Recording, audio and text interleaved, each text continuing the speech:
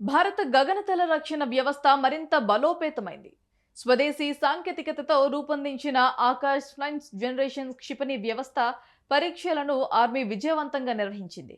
అయితే ఈ క్షిపణి అత్యంత వేగంతో వచ్చే డ్రోన్లు, ఫైటర్ జెట్లను సమర్థవంతంగా అడ్డుకుంటోంది.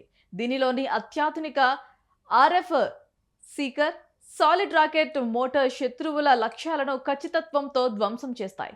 సరిహద్దుల్లో తక్కువ, ఎక్కువ ఎత్తులో ప్రయాణించే శత్రు లక్ష్యాలను ఇది తుత్తునియాలు చేయగలదు.